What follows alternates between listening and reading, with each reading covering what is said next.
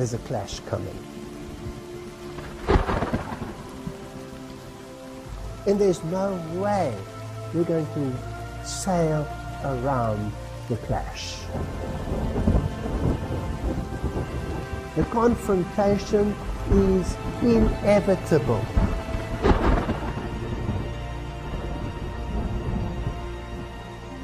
The confrontation that is coming, so it's between Christian fundamentalism and Malta.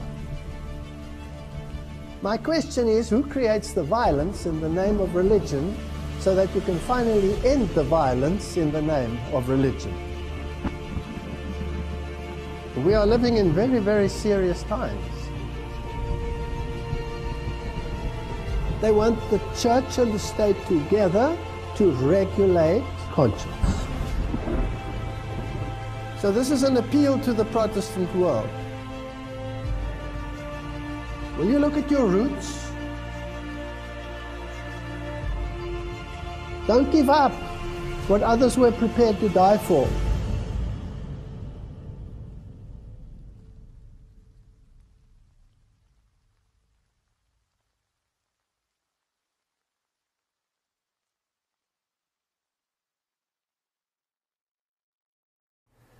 In the previous lecture, we saw the possibility, and in my opinion, the probability of a tremendous deception in history of how Roman Catholicism and the Jesuit order managed to disappear underground in terms of its political capacity, and then to resurface later as though nothing had happened in between. But of course, the entire stage for the final conflict on this planet was set during that period. So it was a major, major move and a brilliant strategy on their part. Now, one thing is to set up the infrastructure.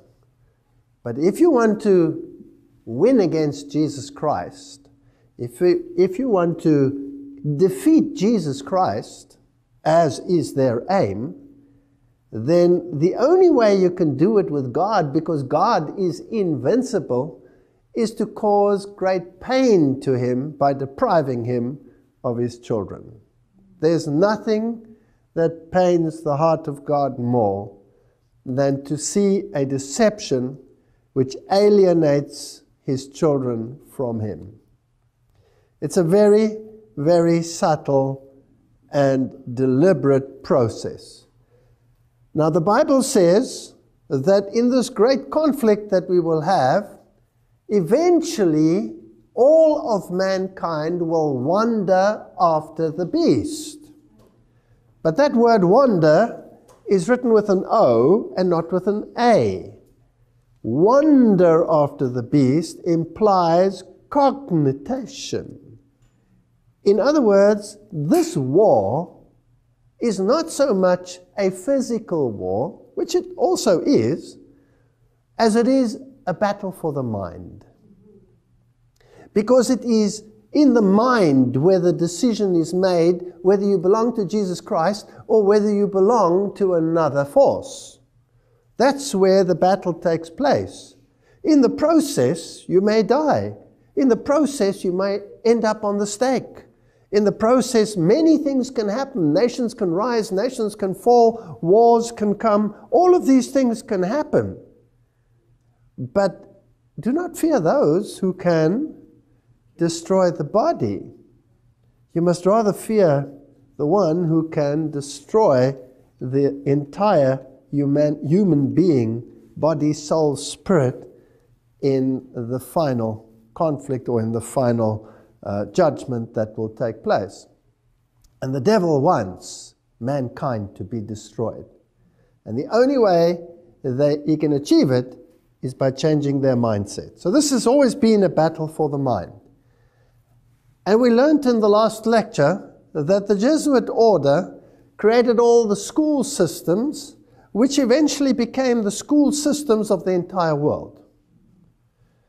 And they introduced learning against learning, where the two mindsets could clash. On the one hand, you had the Protestant mindset, which said that the Bible is the standard of all righteousness and should be the basis of all schooling. And on the other hand, you had Gnosticism. Man is the center of everything, and man is the one who has to be exalted to the level of deity. So that is emulating the voice of the serpent in the Garden of Eden. Now, the greatest strategy to win the mind over that the Jesuits used was Jesuit theater, Jesuit drama. Now, if we look it up in the Encyclopedia Britannica, it tells us Jesuit drama, program of theater, developed for educational and propagandist purposes in the colleges of the Society of Jesus during the 16th, 17th, and 18th centuries. Cultivated as a medium for disseminating Roman Catholic doctrine, drama flourished in the Jesuit schools for more than 200 years. Evolving from modest student exercises to elaborate productions that often rivaled the contemporary public stage in polish and technical skill. The earliest recorded performance of a Jesuit play was in 1551 at the newly founded in Sicily.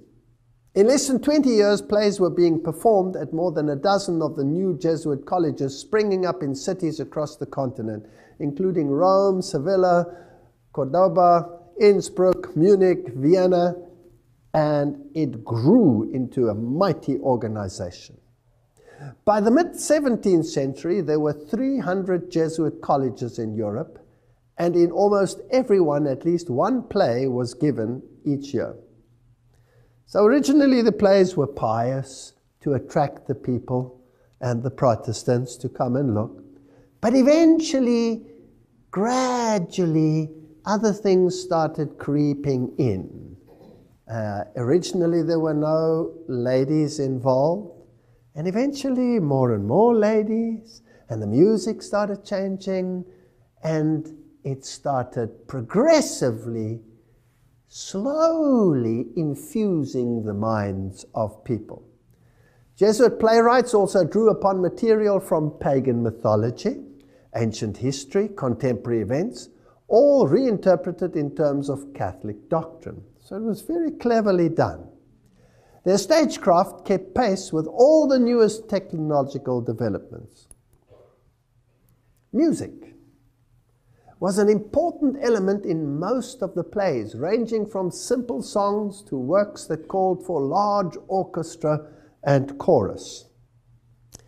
And Mozart, at the age of 11, wrote his first music for Jesuit theater because his father was one of the directors in Jesuit drama. And this is where the great music world was introduced into this way of acting and affecting the mind.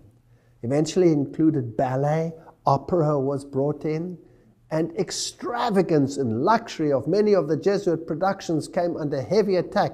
Many of the productions were enormously expensive. So they spared no cost. And yet it cost them nothing. How did they do this?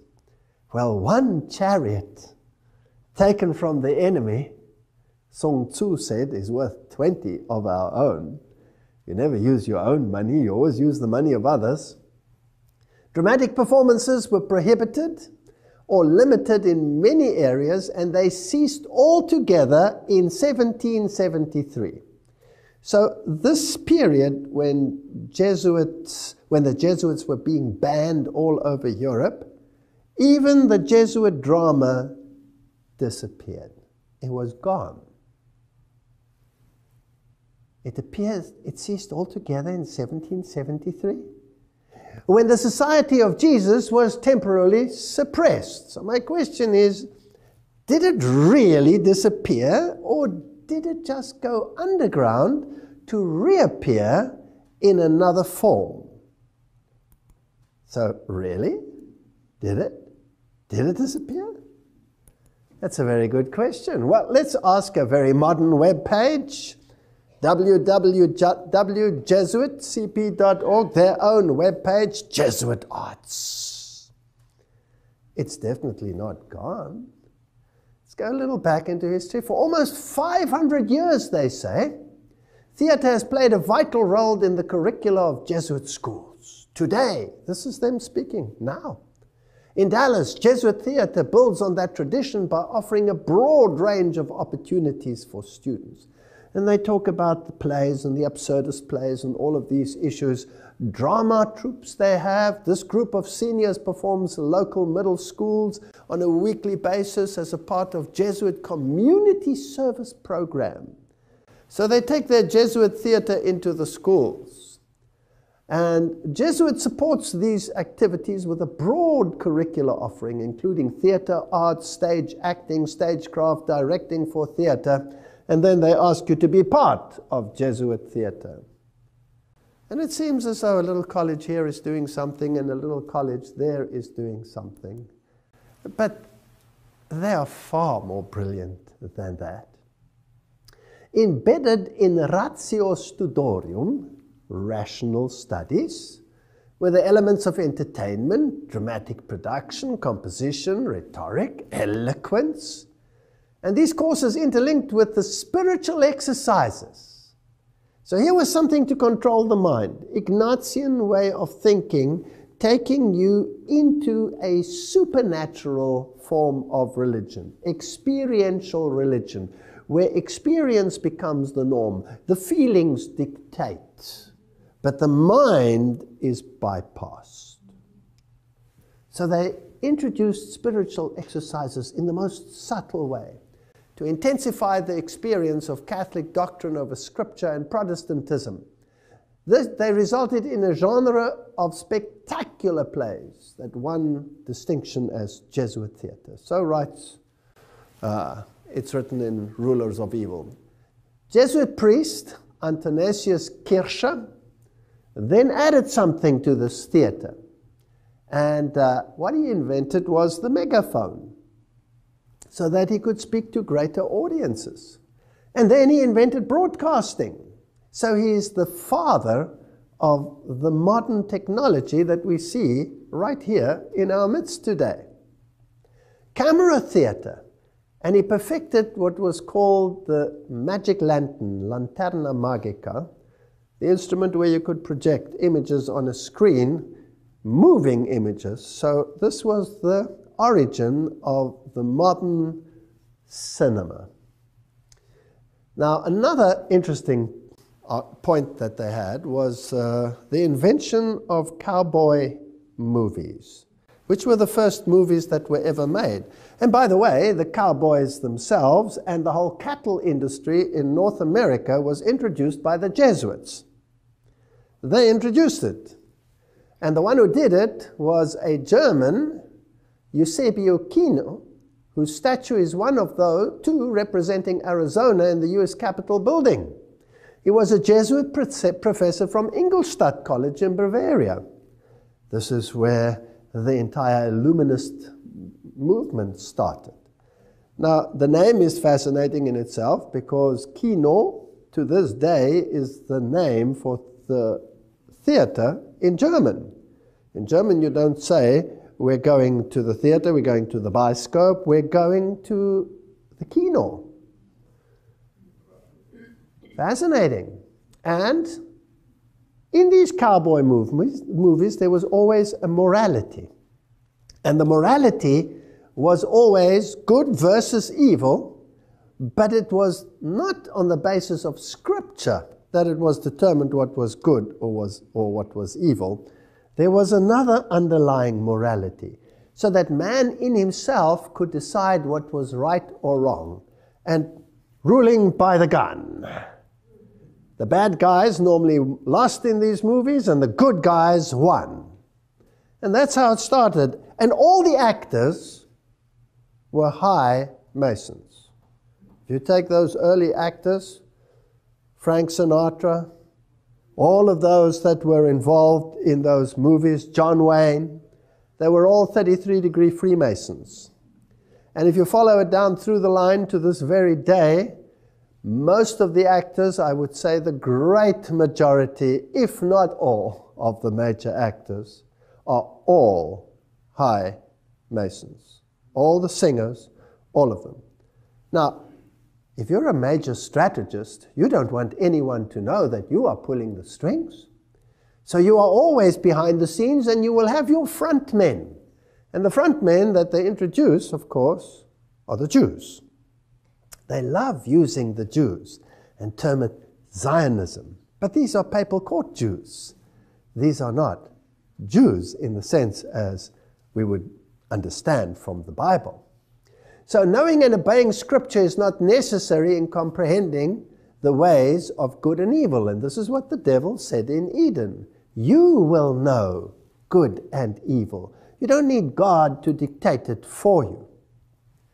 Now, after World War II, during September 1957, Pope John the 23rd gave Jesuit theatre a broader horizon with his encyclical Miranda Prosus. And this is what he wrote. Men must be brought into closer communion with one another. They must become socially minded. Have you heard of social doctrine? Their technical arts, cinema, sound, broadcasting, and television can achieve this aim far more easily than the printed word. The Catholic Church is keenly desirous that these means be converted to the spreading and advancement of everything that can be truly called good. I want to remind you that in the occult world, in the esoteric world, good becomes evil and evil becomes good. So if somebody says something is good, you could in your mind just twist it around and say evil must triumph. Embracing, as she does, the whole of human society within the orbit of her divinely appointed mission, she is directly concerned with the fostering of civilization amongst all people. So here is a move to embrace all of humanity. That means all of humanity must receive the same mindset. John the 23rd urged that pious national films reviewing offices be entrusted to men who are experienced in cinema. At the same time, we urge that the faithful, and particularly those who are militant in the cause of Catholic action, and added there, that must be the Jesuits and their protégés, they are the ones, be suitably instructed so that they may appreciate the need for giving these officers their willing, united, and effective support. In 1964, Pope Paul VI amplified this encyclical, Miranda Prosus, with the decree Inter Mirifica amongst the wonders. And what he said is stunning. He said, quote, "It is the Church's birthright to use," please note, to use and own the press, the cinema, the radio, television, and others of like nature. That must include the internet. So how much of the media world does he control? Do they want to control? Own and control? All of it. All of it. Then he cited a special responsibility for the proper use of the means of social communication, which rests on journalists, writers, actors, designers, producers, exhibitors, distributors, operators, sellers, critics. So even that which you hear about that which is done by them will be done by them, so the critics will be either on this side or that side of the spectrum, using Hegelian dialectic to so confuse you that you don't know whether you're Arthur or Martha at the end of the day. So it is the Church's birthright not only to own, but to control all media, all social media. The quality of the entertainment content was decreed in a section of Inter Mirifica encouraging the chronicling, the description, the representation of moral evil, which can, with the help of the means of social communication and with suitable dramatization, lead to a deeper knowledge and analysis of man and to manifestation of the true and the good in all their splendor. Here's the battle for the mind, good and evil. Now, What good and evil? Biblical, based, good and evil, or worldly based, good and evil? Esoteric, good and evil. Well, let's continue. Emboldened by this papal decree, social communicators have been talking about free speech and all of the issues that are involved. Now, if we take cognizance of the fact that there are to own, control all the media and to use it to instill mindsets in people, then I would like to know how this is achieved without anyone knowing how it's done. Isn't that what the General Sun Tzu said? We have to achieve things without anyone knowing how it's done. And we must never, ever be the target. It's always good to use the enemy to do the work for you. And even if you represent the enemy, you will pretend that you are not the enemy, that someone else is the enemy, so that it's never you. There's always a front. Now we're going to look at some of these productions and see if we can see a pattern. The Simpsons and philosophy, the door of Homer, etc. If you read a little bit about it, it says it's a non-fiction book analyzing the philosopher and popular culture effects on the American animated sitcom. Now, people think, this stuff is silly. Who cares about all of these idiotic cartoon characters? Millions of people are sitting and watching. Millions. These playwrights that write these episodes receive millions of dollars in salary. And if you want to know what type of people are involved in writing these scripts, you will be stunned, because they are the most educated people on the planet. Harvard graduates with PhDs in philosophy and mathematics. And they use occult numerology in order to achieve what they want to achieve. So now let's have a look at some of these. And if you look at it, you'll think it was sort of innocuous. The 33rd episode of the show aired in season 2 was titled The War of the Simpsons. The episode features a plot that gives tribute to Ernest Hemingway's Old Man of the Sea, and features a battle for the ages between Homer Simpson and General Sherman. Let us quickly examine the numerology of Sherman. And if you look at this numerology, you will find that Simpson adds up to, if you take the numeric value of the letters, to 33. Now, if you look at that, you might get confused, because there are many forms of numerology out there. And looking at this, you wonder, how does this add up to 33? Since when is S, the value of S, 1? Because normally in the alphabet, you take the value of where the letter is in the alphabet. So A would be 1, B would be 2, C would be 3, etc. So why does this add up to 33? The same with Sherman. Why does that add up to 33? And here you have a 33. And it was the 33rd episode. Now, I'm just showing you this to show you that there is numerology involved. Now, numerology is a Gnostic, pagan, Kabbalistic, if you like, art. Everything that the Kabbalist will do is steeped in numerology. Everything has numbers. Everything moves in precise cycles. They will not make a move until the situation is right, till the solstice is in the right place, till the right liturgy has appeared. Everything is governed by numerology. There is an ethos of power in numerology. Now, the numbering system that they are using here is not the normal numbering system, but the Pythagorean numbering system. And if you take Pythagorean numerology, then S indeed becomes 1, and I indeed becomes 9, and 4, and 7, etc., etc., etc. So it's a highly sophisticated mathematical formula that they're using, and the names have very specific meanings. Now, you don't know that as you're watching it. You're just watching a silly movie. But put into these, there are subliminals to affect your mind. And they plant ideas which your subconscious picks up.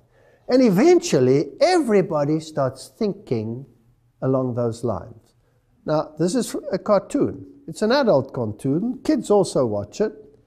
But if you then add the press and the news media, and you can switch channels. I mean, you can go from CNN to BBC to Al Jazeera to whatever channel you want. You get exactly the same news at exactly the same time, repeated over and over again. There must be some coordination between those groups, otherwise they all wouldn't have exactly the same thing. Don't you think so? And there's a propaganda so that you believe what they say. So if you want to create an enemy, a public enemy, what's the best way to do it? To create an enemy and then to broadcast him across the media. So there is numerology involved, there is occultism involved, Kabbalistic occultism, and we'll go a little further. Here's a little further snippet. They introduce little subliminals all the time. So in the story, this character is often punished and has to go and write on the board his lines, and he says, I will not plant subliminal messages, but if you analyze it, really it says subliminal messagores. It doesn't say messages. He's misspelling something. But there's a subliminal there, Al Gore.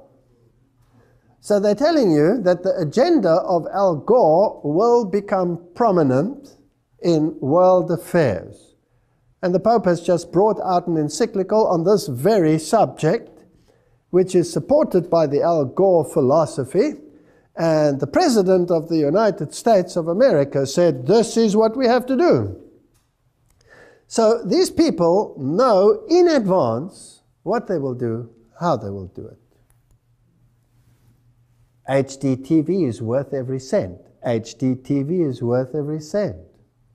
That means anybody watching it, any little kid with half a brain that can start reading, will know that he needs the best quality TV so that he can be indoctrinated in the best possible fashion with the latest light effects and everything that you need in order to affect the mind, bypassing the cognitive functions of the brain.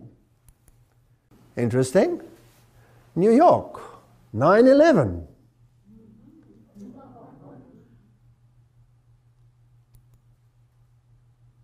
And if you take Michael Jackson, May 20, 1997, and there he is dancing away at the destruction of New York with the massive cloud going up behind him, all done way before the event actually took place. Now, this is interesting stuff. So not only 9/11, by the way, that was a 1997 episode, and the event only occurred in 2001. So are there any other subliminals? Well, of course. Here you'll have the all-seeing eye, and they will use only half the face to project that image. And when they're unpacking their toys, you have all the occult symbols present in these subliminals. Now these, remember, are not airy-fairy people writing these. These are Harvard graduates with PhDs in philosophy and mathematics, and they have exceedingly great depth of knowledge of occultism because it's in all their subliminals. The Pledge of Allegiance does not end with Hail Satan. He has to write this over and over and over again. Now, just the expressions on the faces, you can see how it can affect little children, because what they see is what they do and what they live. Let's have a look at some of the introduction of these ideas and how it all began. In the early movies, Sammy Davis Jr. used to play a very important part. He also acted with all these 33 other Freemasons that were the early cowboy movie people. And he, of course, was known as a member of the Church of Satan.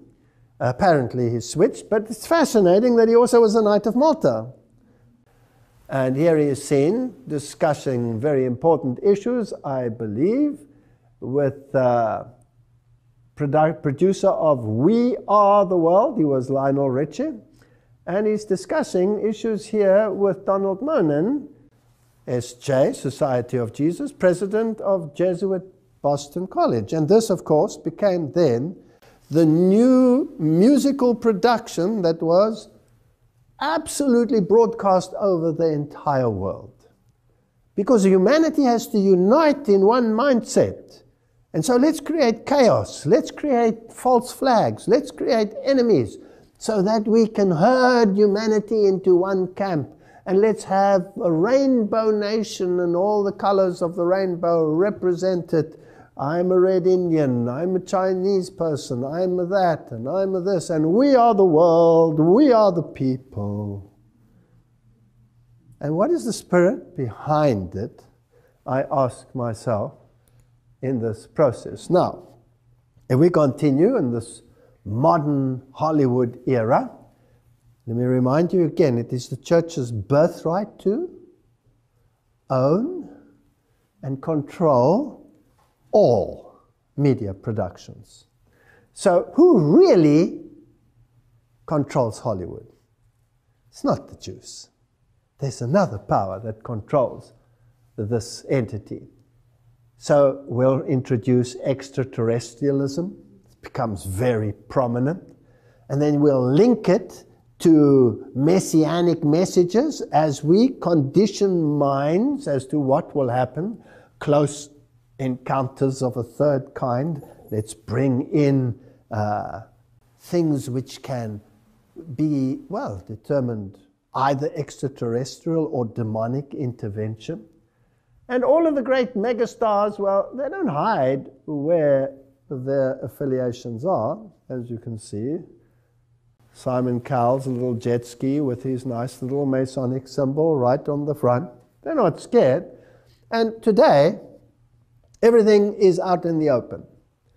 If you are interested, you can go to the web and you can punch in any actor that is prominent in the world today, any singer, any group, and look at the occult connections, their Masonic connections. I had a young girl who got tickled pink and started doing this. She drove me crazy with the thousands of things she sent me. But she did a great job. Every single one is involved. And they all blatantly confess to their affiliations on their Facebook pages and on their this and on their that. I don't have time to look into all of that stuff. But if you're interested, you can verify it. I don't have to give you the details. That's not what I'm here about. I'm wanting to discuss the mindset and what happens behind the scenes. Now, I want to discuss one or two or three or four of the mega blockbusters. This one was not too much of a success, with Nicolas Cage in theaters. Season of the Witch, in which there's a medieval knight situation and this conflict between Islam and the Crusades and desertion, and then there is a witch who is possessed. But the way they deal with it, with all the blood and the gore and the drama to distract your mind, you always end up somewhere in a Catholic conclave. There's always a monastery where there is secret information and hidden knowledge, which eventually, even if all the monks are slaughtered in the process, the hidden knowledge will be able to be used and exercise this demon power. The power lies always in the church, and it's always available to you through the church. You've probably noticed that every single Hollywood movie has a Catholic priest. You never see a Protestant one. National Treasure, already it tells you right there on the cover what their intention is with the all-seeing eye. And this one is so full of masonry. Nobody should watch this stuff, but I'm just telling you that this is how children and people are being indoctrinated into a way of thinking. When you come to the movie The Exodus, Gods and Kings, it is probably one of the most godless movies ever made. And I don't have to discuss it with you. You can even watch it on this very channel, where there's a discussion about this movie and how the directors feel. They are enemies of God. They hate God. They call Moses the most arrogant person that ever lived, when the Bible says he was the most humble person that ever lived. They don't believe in God. They distort God. They twist the word of God. They ridicule God in every possible way. So they cannot be from God. They must be from the other camp. Then this massive production, The Kingdom of Heaven, spectacular, epic, and adventure. The main message of the movie is a post-Enlightenment opposition to violence carried out in the name of religion. Now, there's a very powerful message. My question is, who creates the violence in the name of religion so that you can finally end the violence in the name of religion? Is it a master strategist sitting somewhere behind the scenes, pulling the strings, making enemies appear as enemies when actually there are no enemies, being in the field beforehand, using chariots of others as your own? Interesting. Again, if you want to find the Jesuit connection, you have to search a bit. You have to dig a little bit, but it's always there. It's somewhere in the wood pile. You just have to search around. Said Father Leo Lefebvre, the theology professor of Jesuit-run Fordham University. He said, you know, this is what the movie is about. The Times then tries to reassert the film's group hug, whatever status, with a quick quote from a cooperative priest who says exactly what they want to hear. The Reverend George Dennis, a Jesuit priest and a history professor at Loyola Marymount University in Los Angeles, who was one of the 5 experts provided with the script for Kingdom of Heaven, said he was impressed with the nuance and accuracy. The Christians are always the bad guys, the others are always the good guys. This is a mindset without the backdrop of history that is being instilled in humanity. Historically, I found it pretty accurate. Well, if you have a distorted mind, I don't know whether you know, but you cannot find the history of the Reformation in any meaningful way in any modern document dealing with that subject. You have to dig for the old moldy ones. When you open them, they have this moldy smell and this damp, acrid feel. Then you know you've got gold in your hands. Because the Jesuits have rewritten everything. They own the press. They own the press, so you rewrite history, as we will see. Not so fast, George, etc. So they're arguing about it, but the fact of the matter is what I'm showing you, the ones supporting it from behind are who? Jesuits. Jesuits. The Count of Monte Cristo, probably one of the most brilliant allegorical movies, and the Count of Monte Cristo, who suffers greatly and eventually becomes mega rich, but he doesn't get the girl. Who is he? Well, he's none other than the Jesuit general himself. About the story of the Jesuits and the demise of the Jesuits and the resurrection of the Jesuits, immensely wealthy, that he can purchase the whole world, if you like. So these are stories that are implanted, and the hero is always, in the end, the evil triumphing over good, made to appear as good triumphing over evil. Brilliant strategy. Take any of the Indiana Jones movies, the Raiders of the Lost Ark, and all of these issues. The language that is used is demeaning to God. Although it uses the themes of the Bible, eventually it leads you straight into hardcore occultism, Gnostic thinking. Now, if you've prepared the mind, you come up with movies like Left Behind, and they spent billions. They don't mind spending billions. How much do these productions cost? And already in the Middle Ages, they were criticized for the vast sums. They feel nothing for spending millions upon millions, if not billions of dollars on a production if the ends justify the means. And the Left Behind series, of course, implanted the Jesuit theology of dispensationalism, which comes straight out of the Jesuit camp, with Cardinal Bellarmine adding his thinking patterns to those of Alcázar and Ribera that went before, to set the stage for getting rid of the mindset of the Protestant world that the papacy was Antichrist, and replaced it with this airy-fairy nonsense, which is then propagated across the world in mega productions. They don't care whether it's a box office success or a box office failure, as long as the message comes through. Lords of War. All of these are phenomenal. Now, I thought I'd take one where I've heard so many of our own people even saying, well, this is one should watch because it really shows us where we are. And I know that many have exposed it for what it is, and that's good, but let's just make sure again that we're not speculating here over issues that might not be so. Mel Gibson and the Passion of the Christ. This is probably the one movie that moved the evangelical world to tears like no other movie prior to it.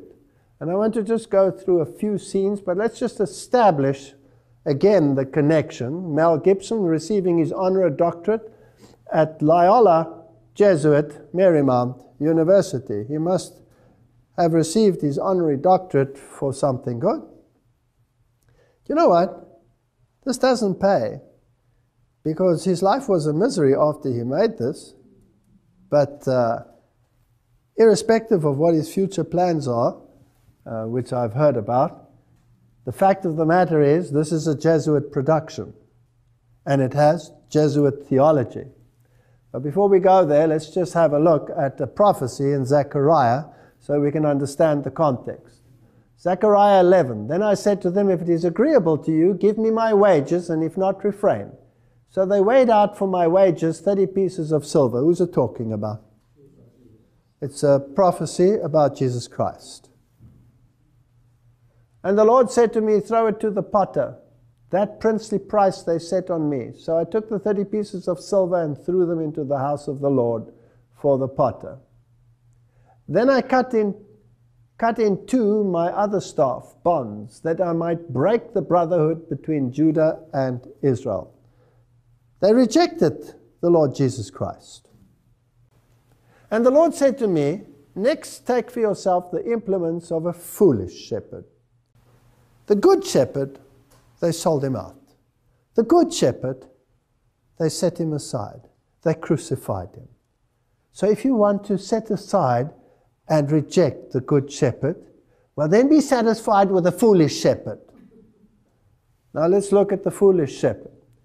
For indeed, I will raise up a shepherd in the land who will not care for those who are cut off.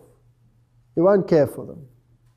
Nor seek the young, nor heal those that are broken, nor feed those that stand still. This is not a good shepherd. This is an evil shepherd. But he will eat the flesh of the fat and tear their hooves in pieces. So he will be a destructive shepherd. He will destroy mankind. Woe to the worthless shepherd who leaves the flock. A sword shall be against his arm and against his right eye. His arm shall completely wither, and his right eye shall be totally blinded. Right. Those are the criteria in the prophecy of Zechariah. And these are the criteria which apply to the good shepherd or the bad shepherd? Bad shepherd. The evil one. Now remember, in the occult world, good becomes evil and evil becomes good. So now let's go to the movie. in most of the movie, Jesus appears with his right eye completely shut, smashed. There's the symbol of the eye. There's only one eye. If you take the Council of Foreign Relations, their Messiah, who is naked. And by the way, in this movie, Jesus appears out of the grave naked. I'm sure he didn't. He appeared with a robe of righteousness. He was not naked. This Messiah of theirs is naked and only shows the left eye. The right eye is never seen in their Messiah. So here, Jesus' arm is dislocated, so says this webpage, in order to make his hand reach the nail hole, meaning that his arm should be fully extended and straight at all times. However, in almost all shots of him on the cross, his body sags forward with his arms bent at almost 90-degree angle. So his arm is withered and his right eye is smashed. Now let's make sure again. Let's go to the occult world, Blavatsky. The devil is now called darkness by the church, whereas in the Bible, he's called the Son of God. The bright star of the early morning, Lucifer. There's a whole philosophy of dogmatic craft in the reason why the first archangel who sprang from the depth of chaos was called Lux, the luminous son of the morning. Or man, Vantarik dawn, he was transformed by the church into Lucifer or Satan because he is higher and older than Jehovah and had to be sacrificed to the new dogma. Now in the esoteric world, Satan is higher and older than the other brother, who is Jesus. And the war between the two of them is raging. And he, the older brother, was deprived of his position but will regain it. He will be the victor. So good becomes evil and evil becomes good. Of course, we know that he's a created being because the Bible tells us so. But not in the esoteric world. Or another quote here from Blavatsky. Esoterically, he's also the serpent or the dragon that tempted Eve. And the dragon is an old glyph for astral light, which is the wisdom of chaos. So Jehovah is the serpent. He's the bad one. God is evil. So evil becomes good and good becomes evil. Now let's continue. In the movie, while on the cross, Satan, with an effeminate image, walks by and he has the birth of the other Messiah. I want you to look at this child because you can see his hairy arms and his baldness and his demeanor, and we're going to just quickly play this.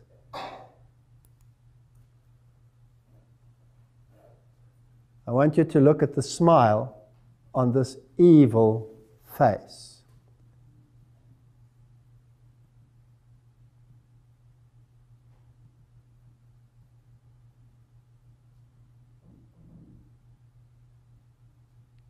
As he looks at the cross. They cannot have, look at the hairs on his back. They cannot have created a more evil image than this. And it's virtually subliminal because nobody really notices it in the movie. And look at that evil smile. Now, good becomes evil and evil becomes good. So the evil is hanging where? On the cross.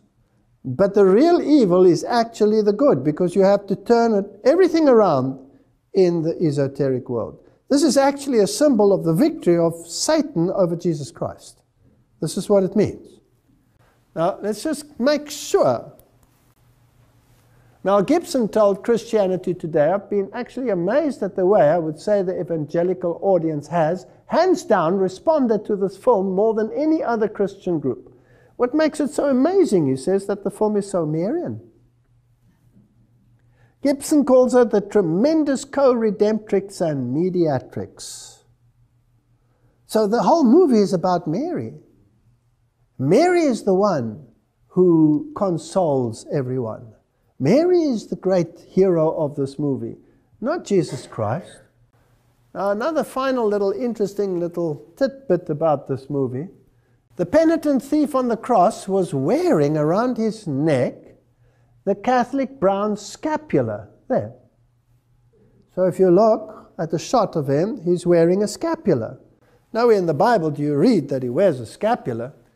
Now, what is the scapula? The scapula is a structure that you wear around which guarantees you that Mary will let you bypass purgatory and take you straight to heaven. So it is a promise to Mary, not to God. So Jesus could not have given him the right to go to heaven one day. It's Mary that will decide who goes and who does not. But Mary, as we know, is an acronym for Lucifer, because she was immaculate without having to need the atonement. And then that Jesus said, it is accomplished, rather than it is finished. According to Rome, it was the Eucharist which was accomplished at the cross. Now, this word accomplished is rather interesting. The Eucharist, the sacrament of our salvation accomplished by Christ on the cross, is also a sacrifice of praise in thanksgiving for the work of creation, says the Catholic Catechism of the Catholic Church. So it was accomplished, almost consummated. And it is, of course, the perpetual sacrifice of Jesus Christ, the constant treading underground of the Son of God, keeping in perpetual death, worshipped as a corpse. This movie is evil. And you can see the underlying evil in the subliminals. It is Gnosticism at its worst, dished up and sold to Christians as the representation of the suffering of the Son of God. It is an evil movie. John 19 verse 30 says, Jesus therefore, when he had taken vinegar, said, it is consummated, and bowing his head, he gave up the ghost. So says the Douay-Rheims Bible, which is the official Jesuit Bible. Whereas a decent Bible will say, when Jesus therefore had received the vinegar, he said, it is finished. And he bowed his head and gave up the ghost. Now, Thayer's definition is to bring to a close, to finish. The sacrifice is complete. It's not complete in this movie. Now, another interesting movie with Mel Gibson and Julia Roberts is Conspiracy Theory. Now, there are people who love to talk about conspiracists. And there are many conspiracists out there who are incredibly confused. But if you have the filter of the Bible and prophecy, and you put everything through that filter, and what comes out at the other end harmonizes not only with history and current events, but with prophecy as well, it's not conspiracy, it's confederacy. And the Bible says, call it not a confederacy, a confederacy. So, I'm a confederist, I'm not a conspiracist. But in this movie, it's very interesting because he is subject to MK mind control, monarch mind control. And the whole issue is blatantly showing you how it is done. And in actual fact, this is what happens in the world. You can program anyone to do anything. So you can create the mega criminals and the murderers. When we were young, little children in school, there was no such thing as someone going psychologically berserk and blasting away everybody in the school. But now, it happens on such a regular basis. Have the kids changed? No. Something happening behind the scene.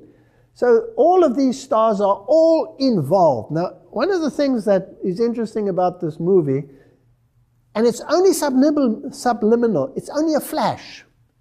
This book constantly appears in the movie. So Mel Gibson is in his mind-controlled state trying to get something, and he's trying to get copies of this book, and it's always disappearing, and he opens a shelf and it'll flash for a millisecond and be gone. And you have to look very carefully. I don't suggest any of you look. It's called The Catcher of the Rye. So I want to know, what's the Catcher of the Rye all about? Must be important. And who would suggest that something be in a movie of this nature? So I did some searching, and it's very hard to find, until I found something interesting. I found an interesting book, The Secrets of Jesuit Soup Making. Written, of course, by Jesuit brother Rick Curry. There's his title, S.J., Society of Jesus. And it is indeed a recipe book. But every book written by a Jesuit always has a what? Has a purpose. And it always is the mindset of the society as a whole regarding its oath and subject to the Jesuit general himself. So, of course, it is interlaced with all the Jesuit philosophy. And he's telling about his student days and how he was in a curriculum, etc.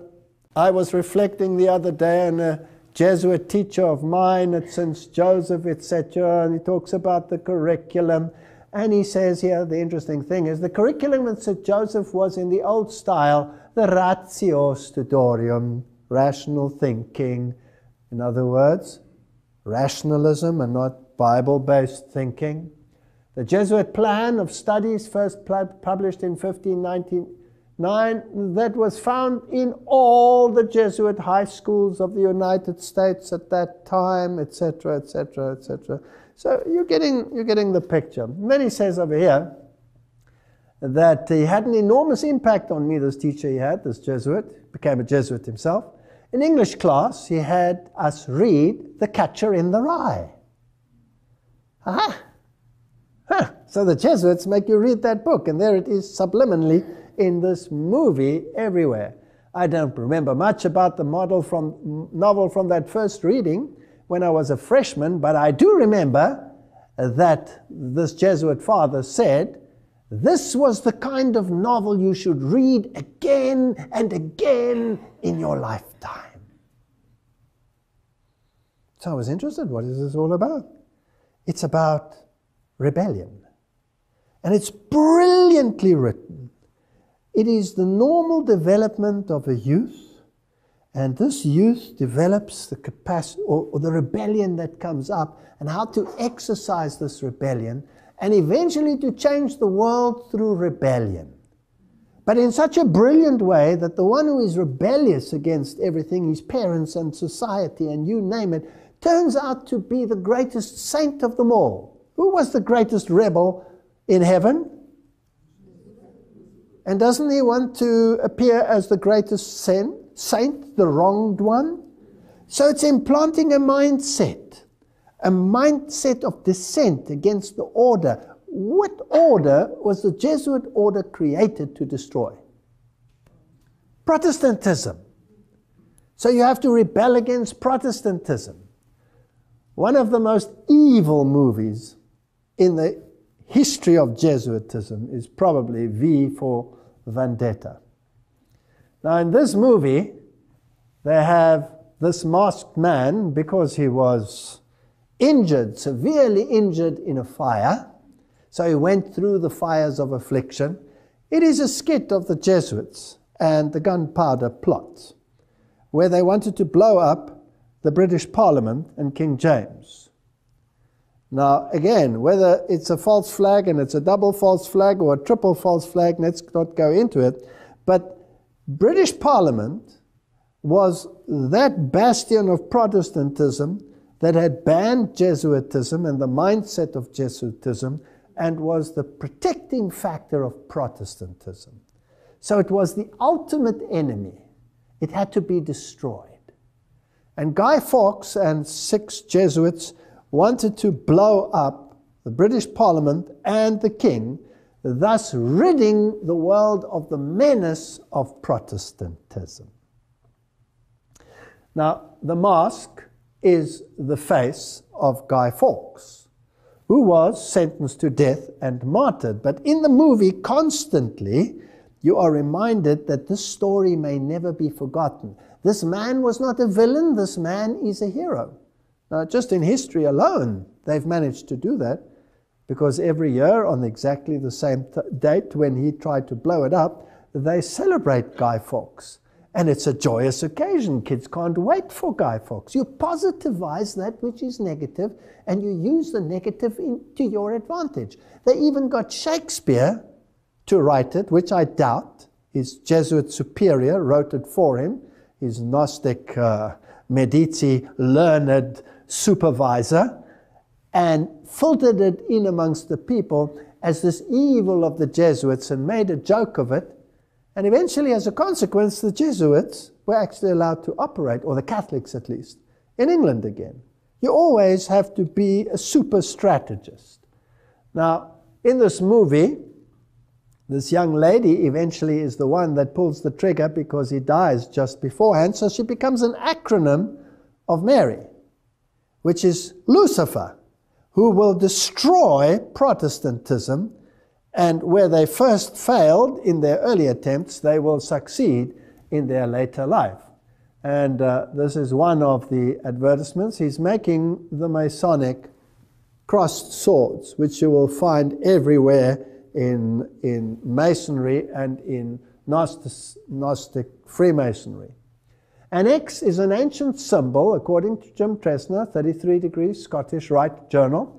An X is an ancient symbol for change or transformation, long associated in medieval and Renaissance art with the coming of the Messiah who shall make all things new.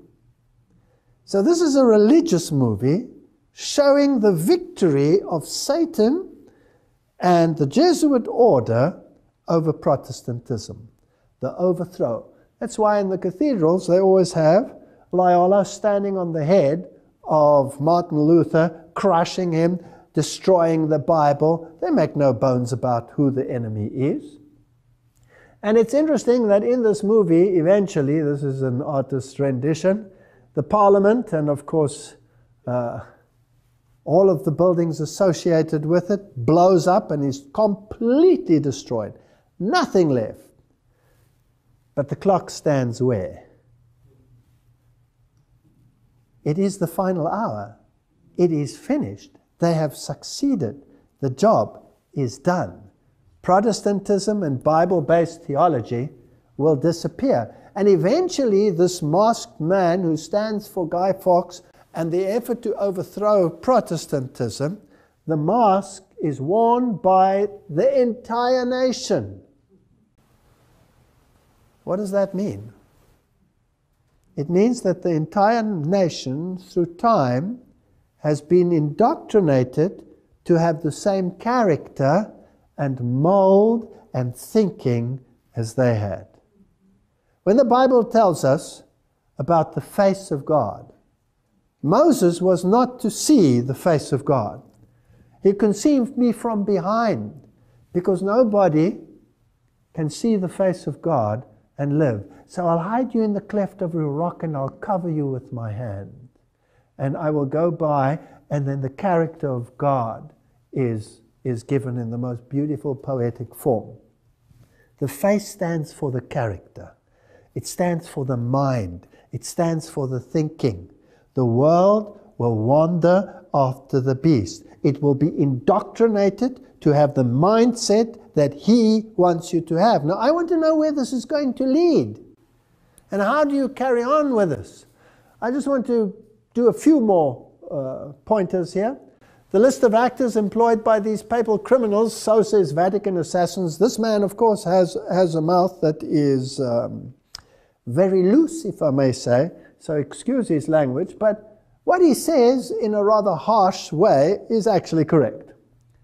The list of actors employed by these papal criminals is most impressive. Hollywood is merely Jesuit theater, nothing more.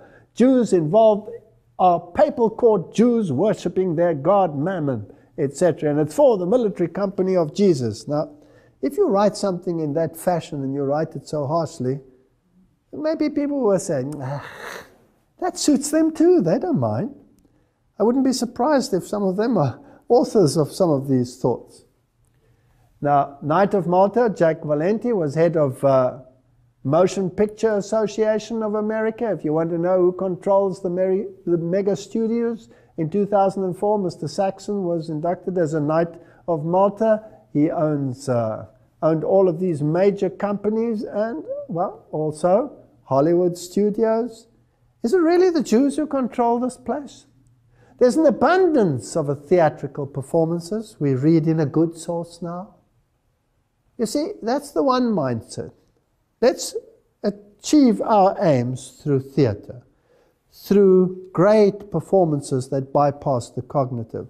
Now let's see what God's way would be, the spirit of prophecy. There's an abundance of theatrical performances in our world, but in its highest order, it is without God. That's a fascinating statement. We need to now point the soul to the uplifted Savior. Deceptions, impositions, and every evil worker in the world. Satan, the wily foe in angels' garments, is working to deceive and destroy. The object of the death of Christ was to declare his righteousness, and no man, woman, or child can do this in their own strength or by their own words. So here's a false righteousness portrayed in these movies. Here's another quote from Adventist Home. Through the drama, he has worked for ages to excite passion and glorify vice. The opera, with its fascinating display and bewildering music, the masquerade, the dance, the card tables, Satan employs to break down the barriers of principle and open the door to sensual indulgence. So there's two ways of reaching minds, one through the theatrical and one through the word. Shows and theaters. Satan's ruling passion is to pervert the intellect and to cause men to long for shows and theatrical performances. The experience and character of all who engage in this work will be in accordance with the food given the mind. The Lord has given evidence of his love to the world. There was no falsity, no acting in what he did. This is interesting. So we have two contrasting mindsets. Which one do you think will be the more popular in this world? Well, hands down. Now, let's get a little bit closer to very modern little children's stories and others and find out what the real message is and how the mind must be indoctrinated, and then eventually, where will it lead to? Because this is what I'm very passionate about. Now, in ancient Greece, the god Apollo and Artemis, or Pan and Diana in the other nomenclature, were very, very prominent deities. Even mentioned in the Bible is Diana of the Ephesians. And she's, of course, the goddess of fertility, and she's also the consort of the god Pan. Now, Pan has two sides to him. He has the goat side, the evil side, where he plays the pan flute, and he's the god of sexuality. He roars through the forests, causing panic. That's where the word panic comes from. Pan, chaos. He rapes, he pillages, he's violent. And then he has a good side, which is the good shepherd side, where he carries the sheep, and he is the good shepherd. And this is a very fascinating interplay of good and evil, because Satan has a yin-yang philosophy. Everybody has both sides of the coin, whereas God says, no, you don't have to be evil. You can be only good. You don't have to be balanced by evil in order to make good prominent. So here is the god Pan in his evil form with his pan flute. But he doesn't always have to be shown with his horns and his goat form. Now, if we go to animated movies, like you will find in Disney's Peter Pan, then who are the writers and the organizations? We all know that Walt Disney was a 33-degree Freemason. He was steeped in Medici learning. The Jesuits were behind him, obviously, because they are the harborers of Medici learning. They are the ones who control it in the world. They are the experts in the occult art and in Gnosticism and Kabbalism.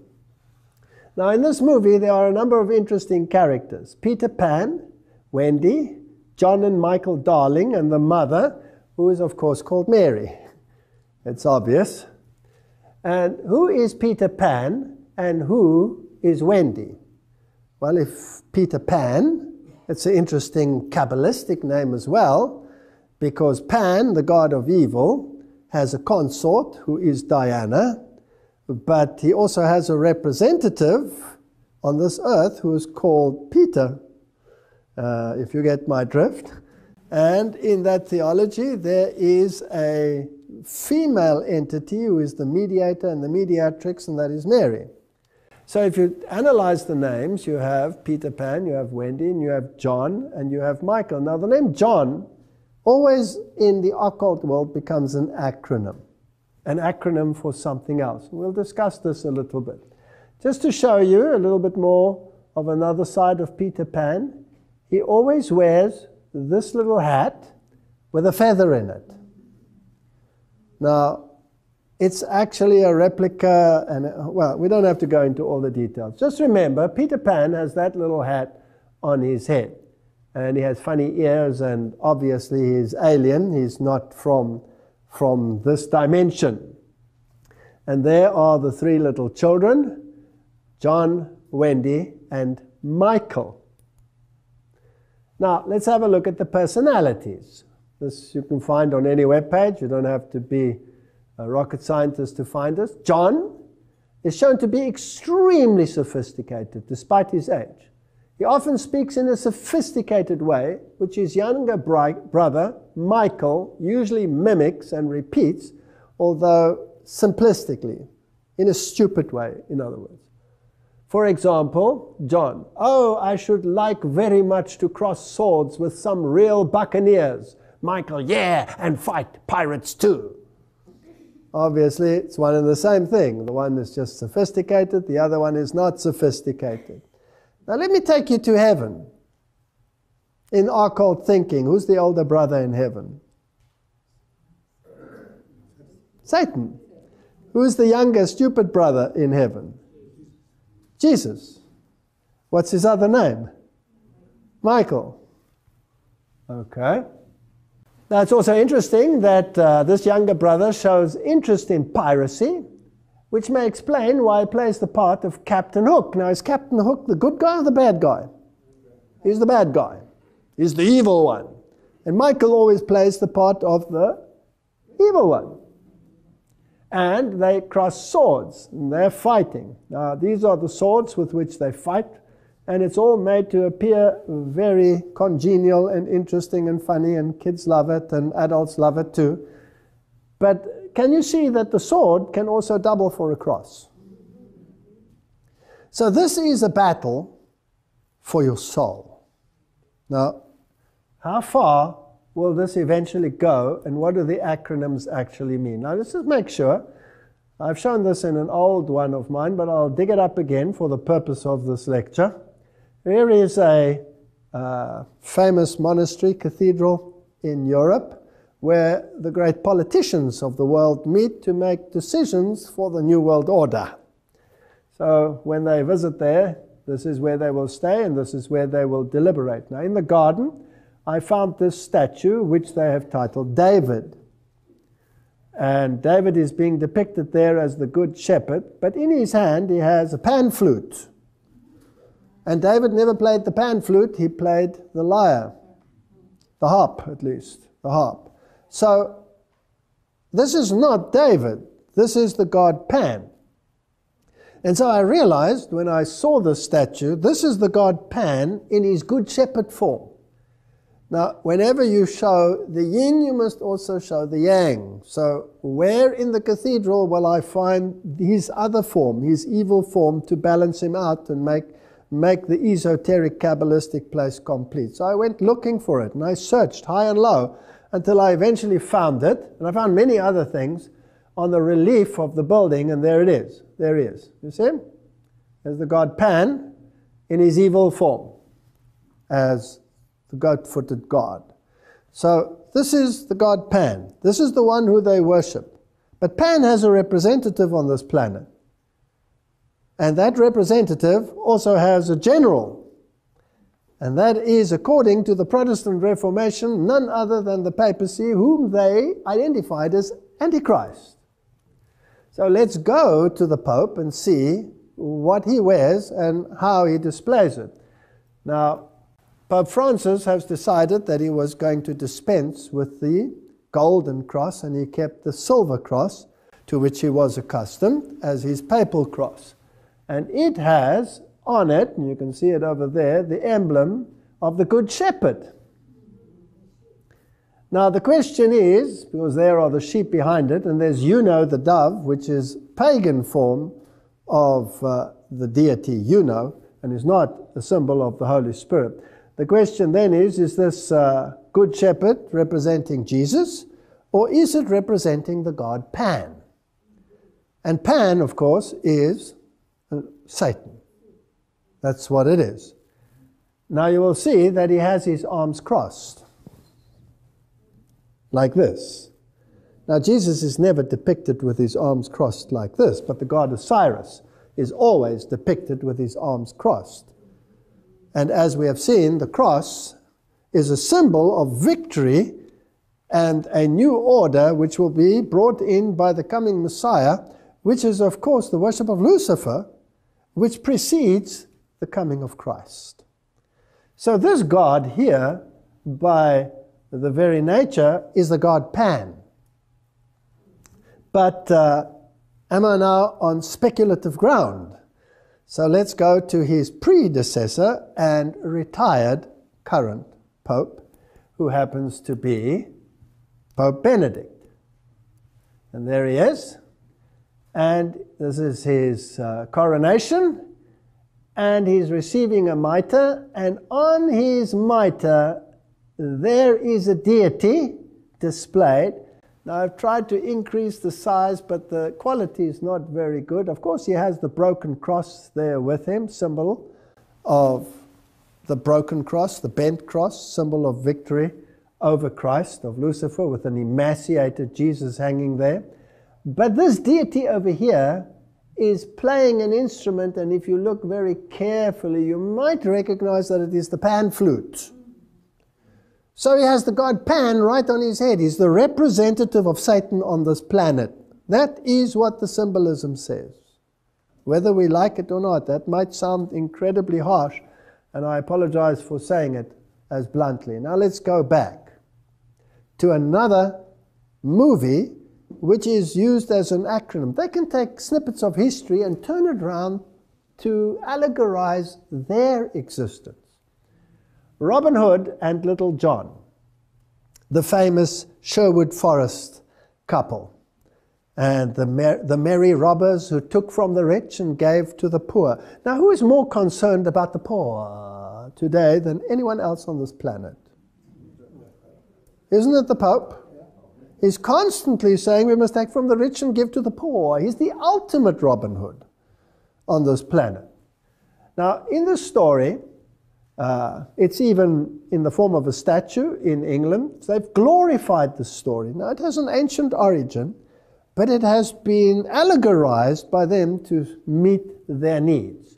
Now, in the animated Walt Disney one, this is John. Again, you have a John, who is the sophisticated one, the clever one, the one who wields the sword. Now, in the previous John that we had, Peter, Pan, and Mary, and John, he can also be an acronym. The one who wields the sword, will it be the white pope or the black pope? It'll be the black pope, right? Now, let's go to this story. Here we have Little John, and there you have Robin Hood in an animated form. But I want to show you the hat that they're wearing. And I want to remind you of Peter Pan, that also has the hat with a feather. So it's the same symbolism that they are using. Now in the story, Robin Hood has his band of merry men in the forest, and he's fighting against the evil lords that control England.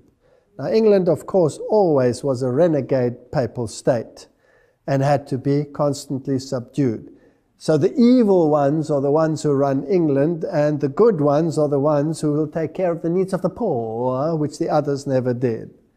So again, good becomes what? Evil, and evil becomes good. Now in the story, one day he meets little John. And he says, what are you doing here? And they start fighting, and they battle on a log. Eventually, little John actually wins the battle and smacks Robin Hood so that he falls into the water. And they all laugh and make friends, and he takes him into his band. And Robin Hood actually tells him that you are greater and stronger and better in battle than me. You lead the people. But little John declines and says, no, no, no, you lead the people. But when Robin Hood gets captured, the one who takes over the leadership is little John. So in the acronym, who is who? This will be the leader, the front leader, and this will be the power behind the front leader. So this becomes the papacy, and this becomes the black papacy. So it's the white pope and the black pope. And let's see how this unfolds. Now his name is John. Whose name is John? All of them are John, right? All of them are John. John is an acronym. Now the John that they're actually referring to is mostly John the Baptist. And we'll see why in a moment. News, UK. Jihadi John. Extremists not radicalized by MI5. So there are rumors that MI5 actually radicalized the people that they're fighting now.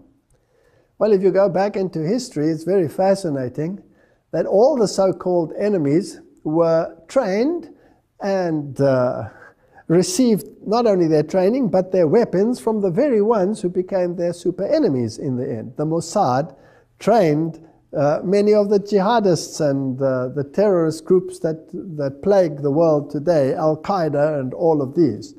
So these are all groups that have been set up.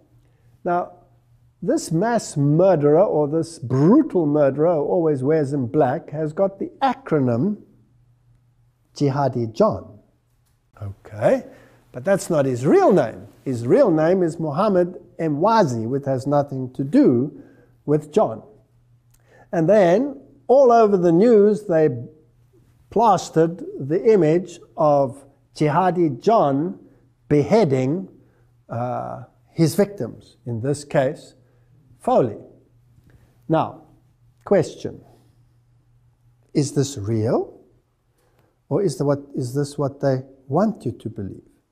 Now, all you have to do is go to the web pages and have a look at people who are in the know, in the techno world, and there are literally hordes of web pages which will tell you that this is probably one of the worst Hollywood stunt productions that you can imagine, with analysis and all of this. I don't want to get into too much of a detail, but there are hundreds of skeptics out there who say, this never happened, this is not real.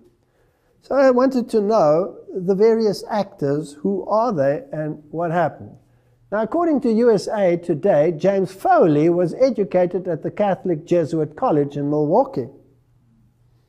So this is Jesuit involvement again. And if you start reading about the jihadists, you will see Jesuits involved. Jesuits priests disappearing, not reappearing. Jesuits everywhere along the line. Is it possible that they are actually the masterminds training? How does the master strategist work behind the scenes? Doesn't he create the enemies? Doesn't he pull the strings behind the scenes?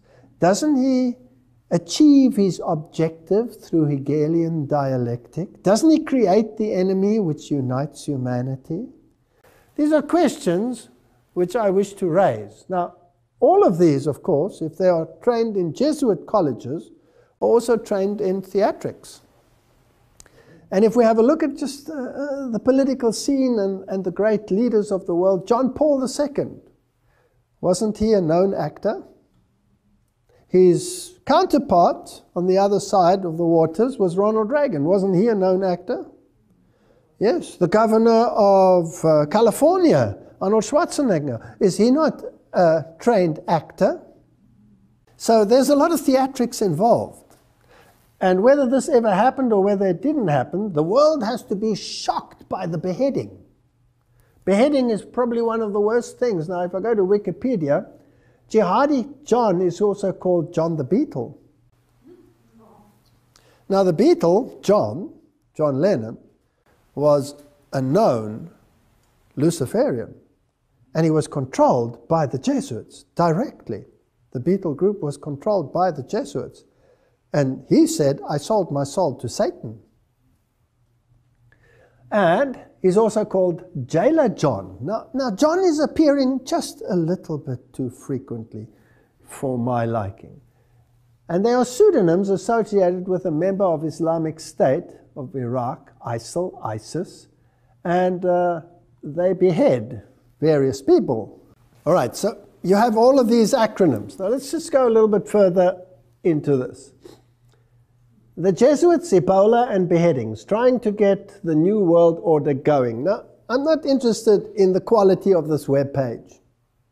Whether it's a good web page or a bad web page is irrelevant at this point, because people will take it anywhere. But what is true, that black magic Freemasonry has the symbol for the degrees 9 to 11, which depict a decapitated head by a short sword. Let me tell you a little secret.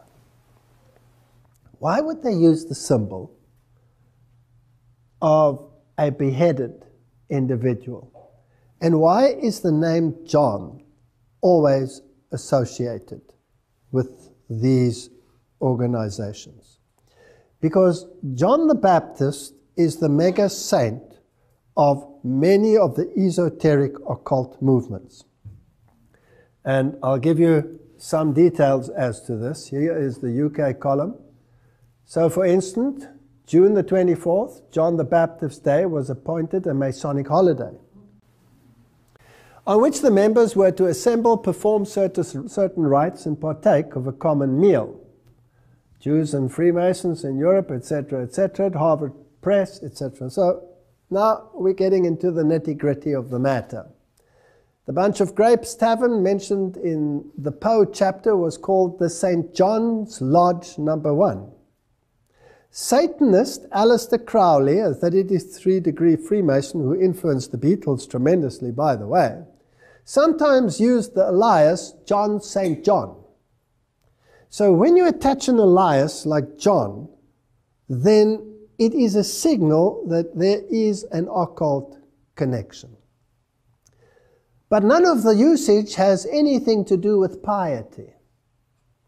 Aleister Crowley was one of the most evil men on the planet, with the most evil rituals that you can imagine, which should never be spoken of in good places.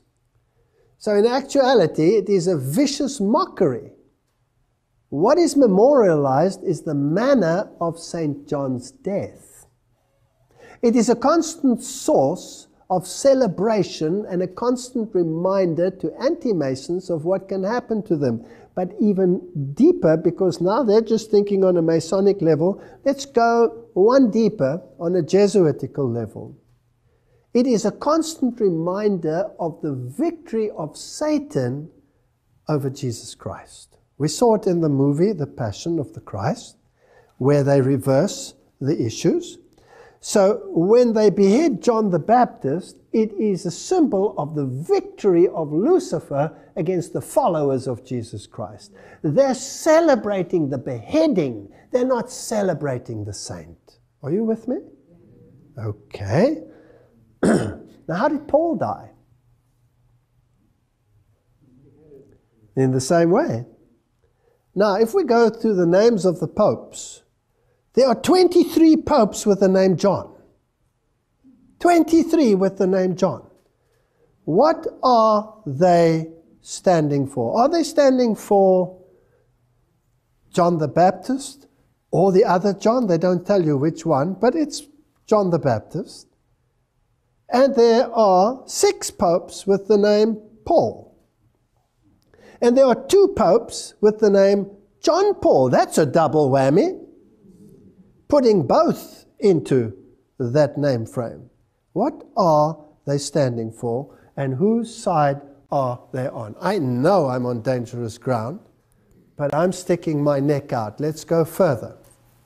Joseph Ignace Guillotin was the physician. Dr. Joseph Guillotin was a French physician who proposed on 10 October 1789 the use of a device to carry out the death penalties in France, the guillotine.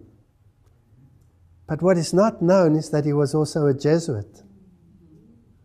So who is the ultimate beheader on this planet? Jihadi John or the Jesuit order? And what they did in the French Revolution to bring in their new system of government, which we've talked about in the past in Revelation chapter 11, this beast that rises from the bottomless pit with this godless philosophy, will be controlled by people who celebrate victory over Christ by beheading. So to go and be all sanctimonious now and say how evil it is that these people out there are doing this and forgetting the history of where it comes from is sanctimonious to the highest degree. Not that I am propagating beheading anyone. This is the Cathedral of St. John the Divine. It is the largest cathedral, arguably, in the world. It is the Episcopal Cathedral, which is, of course, totally controlled by occultism and Freemasonry, as everybody who has just done the slightest bit of research will find. Now, the very name is a blasphemy, because St. John was never divine. Only Satan said that man can become divine. Now, this Cathedral of St. John the Divine, officially the Catholic Cathedral Church of St. John, the Great Divine in the city of Diocese of New York, they don't really tell you whether it's John the Baptist or whether it's John the other one. Enough that the acronym is John. Inside, for a while, they hung up the statue of the female Christ, which is a blasphemy in itself, and it was sculpted by the granddaughter of Sir Winston Churchill, whose Masonic apron can be seen right there in the British Lodge if you want to go there. This is Masonry. This is Masonry. And in this cathedral, they also have the blessing of the beasts, where all the animals, cows and goats and bears and all kinds of creatures, horses are brought in. They poo all over the place, and then all these animals are blessed. Interesting. So, a female Christ. And here's an interesting webpage, Sinister Sites, and it tells you the destruction of New York City, including the Twin Towers, sculpted right on the building, because this cathedral is a work in progress. Everything is changed a little bit every year, something is added. Just like the Jesuits have a work in progress. And there's the pillar showing the destruction of New York City with the twin sitters and the smoke going up behind it. Just as you saw in The Simpsons, just as you saw in Michael Jackson's release. Is there something going on here behind the scenes? But not only that, they also have the Temple of Understanding in this cathedral, which is the United Nations organization which is there to bring about a one world religion, which we saw in the previous lecture has already been accomplished by the signing of the Unity of Religious Agreement. So we are heading towards a mindset that all religions need to come together. Who's the enemy? Who's the enemy? The enemy is the extremist. And the extremist is going to kill us. And the extremist is going to cut our head off. And he's coming to bomb me right here. And he's going to put a smart bomb in this place. And he's going to blow us to smithereens, etc. Fear is the mechanism of herding people into a camp. Now, I'm not interested, let me make this plain, of whether my allegories are right or whether they are wrong, whether they are spot on or whether they are off track. It's not relevant. The question is, where's it leading to? Because they say the ends justifies the means. If the end result is in accordance with what the Bible tells us is going to happen, then I know who's behind it, irrespective of whether I'm right or wrong. Amen. That's the point. So let's have a look and see where it's heading. Former British Foreign Secretary Robin Cook, a very fit man, very active, just suddenly dropped dead on his morning walk. But leave it at that. He said, the truth is, this is now, he's standing in front of number 10 Downing Street, high politician, high position in the establishment. He just got fed up and he said, the truth is there is no Islamic army or terrorist group called Al-Qaeda, and any informed intelligence officer knows this. He said, but there is a propaganda campaign to make the public believe in the presence of an identified entity representing the devil, only in order to drive the TV watcher to accept a unified international leadership for a war against terrorism. The country behind this propaganda is the United States. So he said. And then he died. So there is no Al-Qaeda. Now, any informed person will tell you that Al-Qaeda was created, funded by the powers of be in the United States and elsewhere in the world, united, trained by the very organizations which became their super enemies in the end. It's a front organization. It doesn't exist. What does he say? It doesn't exist. If it has outlived its usefulness, you replace it with another one that doesn't exist. Even though it has a name, ISIS, and even though it is prominent, and even though it apparently chops heads off of trained Jesuits. I don't believe a word of it, personally. There's an agenda.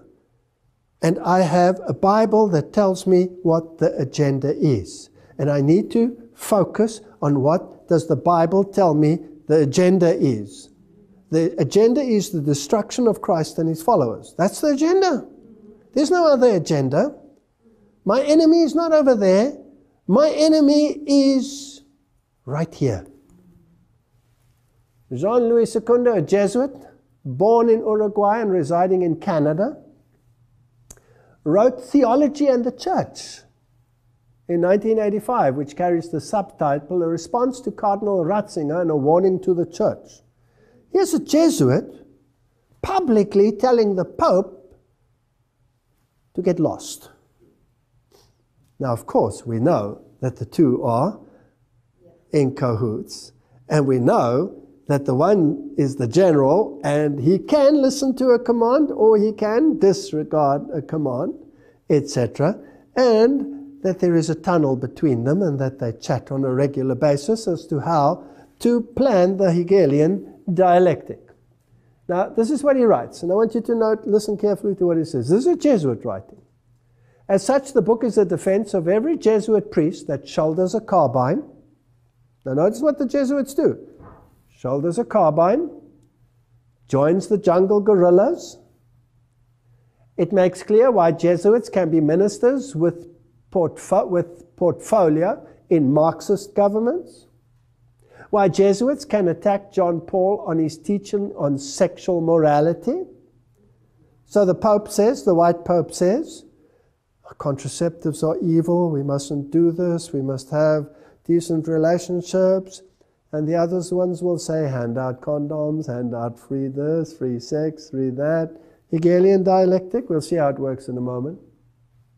Why Jesuits spend their days and their lives solving union problems. Who's behind the unions? One of the means to bring about a time of trouble such as never was. Jesuits.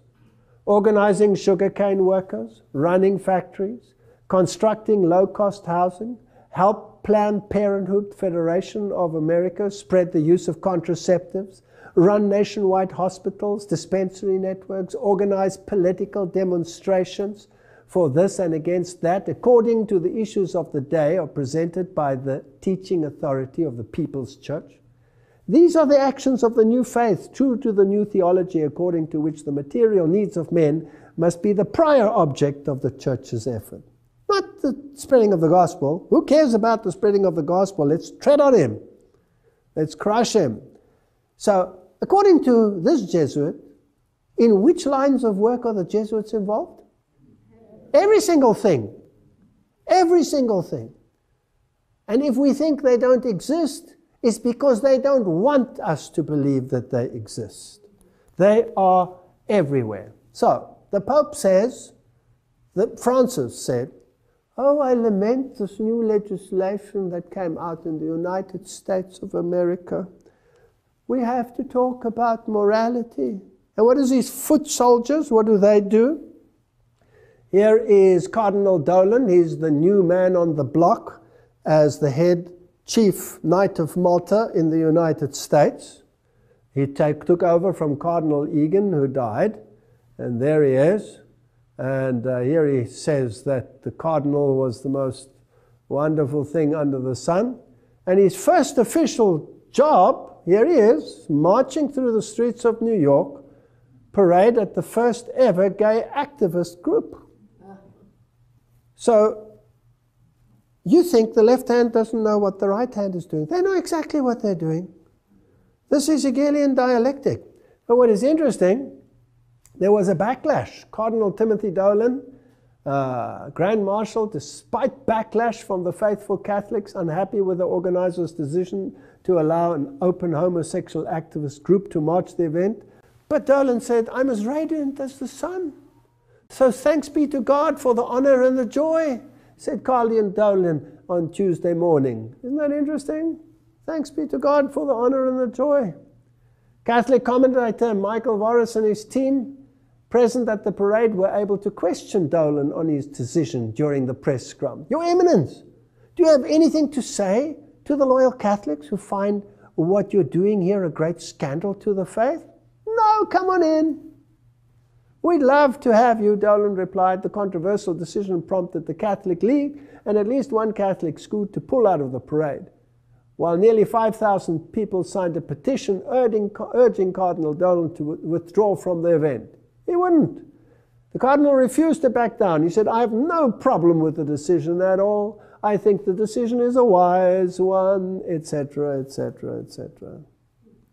So, the Catholic Church is well suited to absorb into its ranks those who wish to die in their sins, as well as those who wish to be saved by their works. Anyone is welcome, depending on which camp you want to stand. Now, let's see where the war on terror and dialectic thinking leads us. I just showed you that to show how they manipulate minds. Je suis Charlie. Of course, the Simpsons took it up. It was a major terrorist attack. The world is afraid of the jihadists. The world is afraid of Jihadi John. He's coming with his knife. So let's kill a few people here and let's kill a few people there. Didn't the general say we can sacrifice our own as well, so that eventually we can achieve our objective? So the Simpsons have sympathy with Je suis Charlie. Muslims again call to outlaw defamation of religion, with exceptions.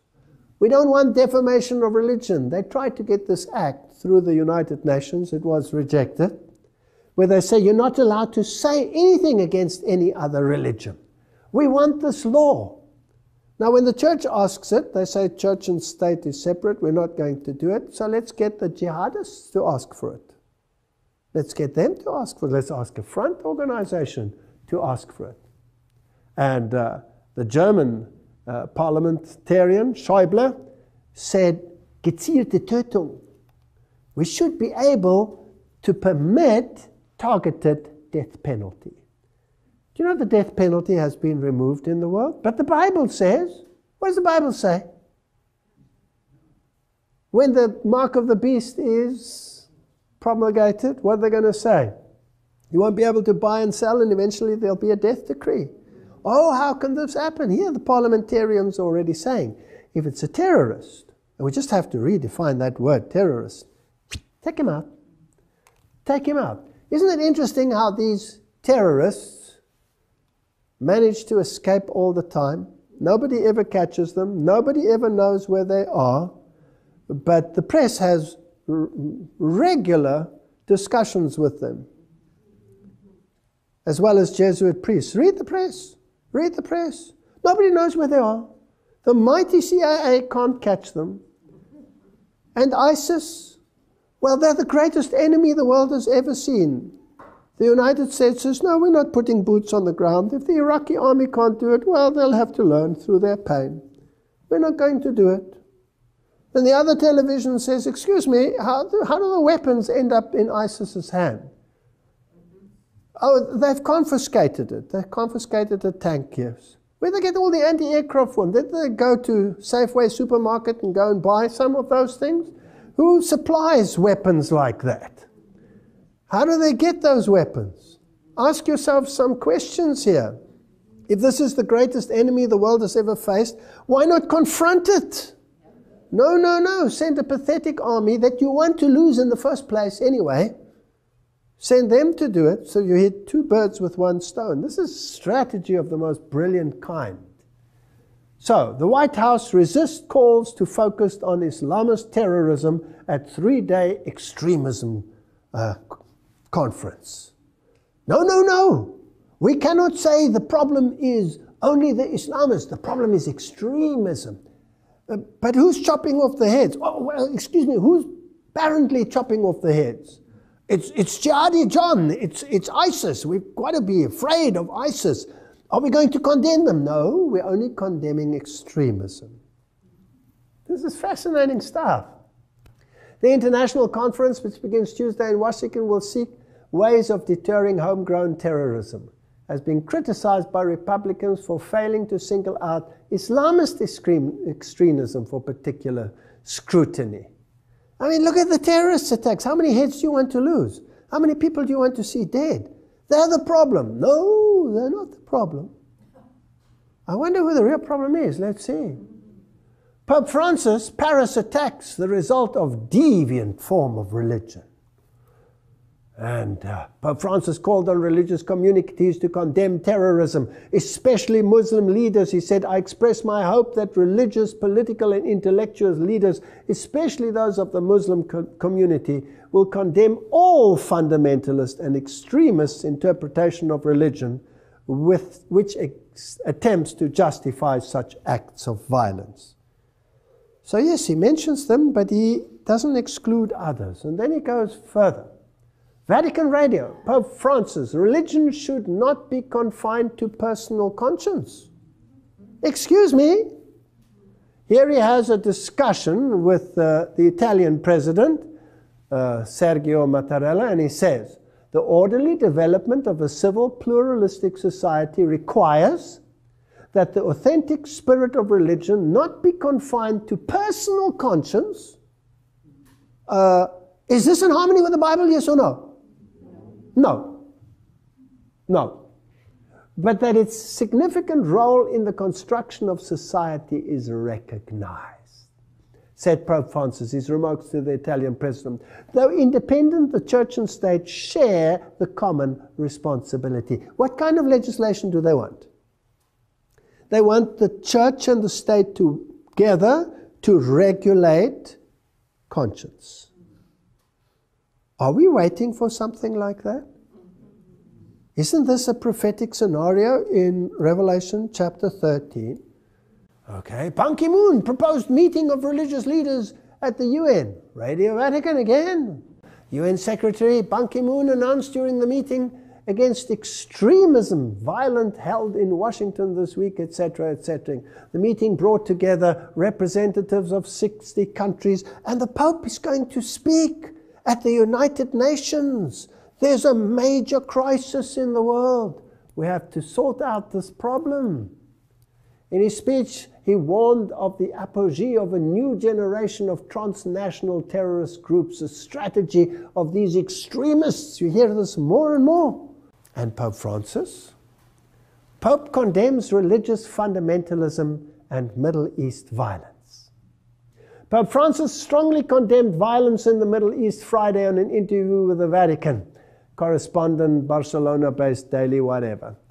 He says, quote, "A fundamentalist group, even if it kills no one, even if it strikes no one, is violent."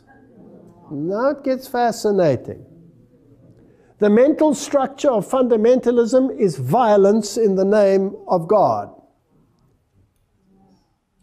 All right, so who does that include? What's the definition of fundamentalism again? Protestant form of thinking that takes the Bible literally. Do they know who the problem child is? Who could be part of this fundamentalist group that doesn't strike anyone and doesn't kill anyone, but by their philosophy is classified as violent? I'm interested. Please tell me. Well, the Roman Catholic Church doesn't have a problem with it. It says people who think that the Scriptures should be the sole authority should logically become Seventh-day Adventists and keep Saturday holy. And Mary Online in 2003, the editor said, the challenge regarding the Sabbath Sunday question by Rome of 100 years ago remains either the Catholic Church is right or the Seventh-day Adventists are right. There can be no other choice. And if one chooses neither, then the whole doctrine of sola scriptura collapses, and with it the pillars upon which all of Protestantism stand.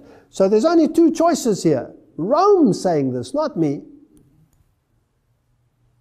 Now let's go to Catholic answers and ask them whether they understand the issue. They say Seventh-day Adventism cannot change its views on the Catholic Church being the whore of Babylon without admitting that it was wrong on the Sunday worship.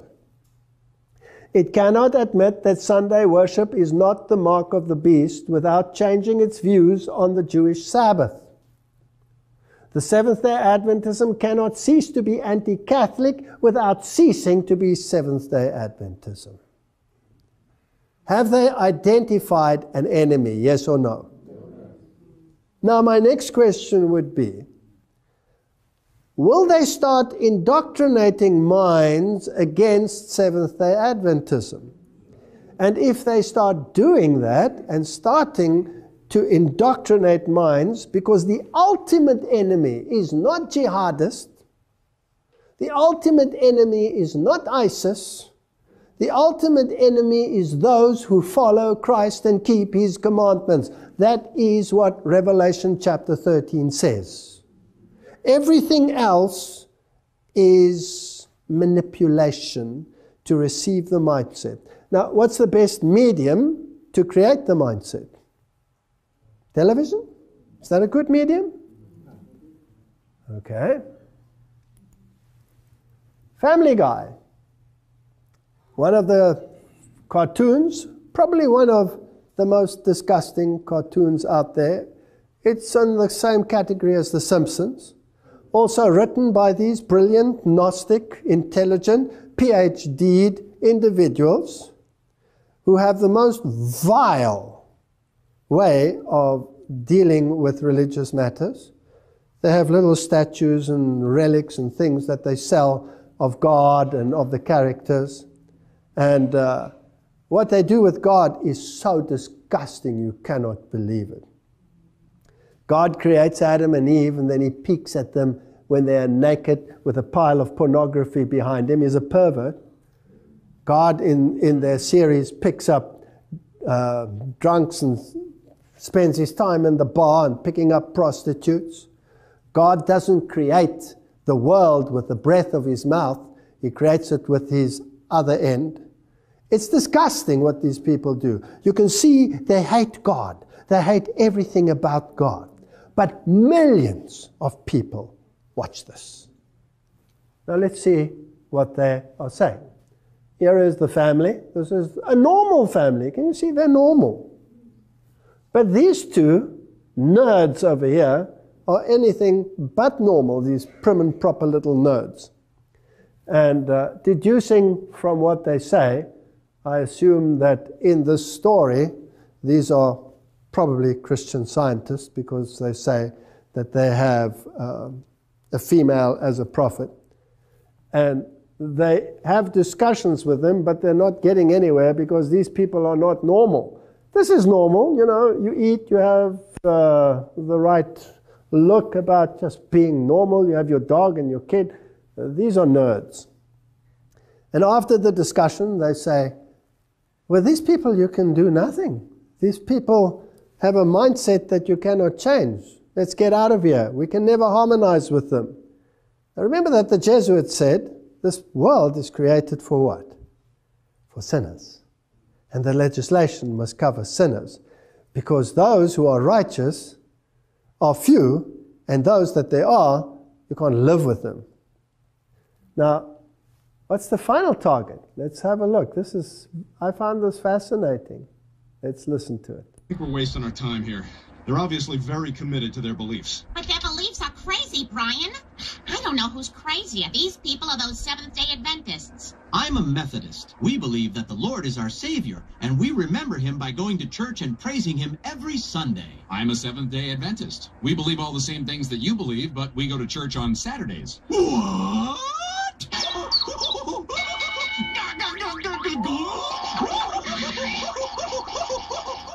Did you get that? What is being implanted in young minds and adults, because this is an adult sitcom that people watch and the kids watch it too. Who are the crazy ones? The sectarians. Now, who's the craziest of them all, according to this? The Seventh-day Adventists. They're craziest. Are minds being prepared for something to come? I'm just asking the question. How often we are told to soften the message of warning, to only live an example, necessary as it is, this is me, my thinking, but not to expose the evils of the man of sin and those in confederacy with him. We have people who are so duped into believing that these organizations out there are good people with good intentions. And that Jesuits, they don't really exist. You know, they might have existed in the Middle Ages. Are we so blind that we do not understand prophecy anymore? Who is the enemy? Who is the enemy?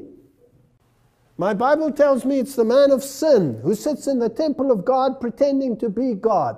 And he's using the beast out of the earth to do his service for him because he controls him. Called to expose the man of sin. In the very time in which we live, the Lord has called his people and has given them a message to bear. He has called them to expose the wickedness of the man of sin, who has made the Sunday law distinctive power, who has thought to change times and laws and to oppress the people of God who stand firmly and honor him by keeping the only true Sabbath, the Sabbath of creation, as holy unto the Lord. Let me tell you something, that is the enemy. Now, if you look at the poor Muslim, my heart goes out to the Muslim.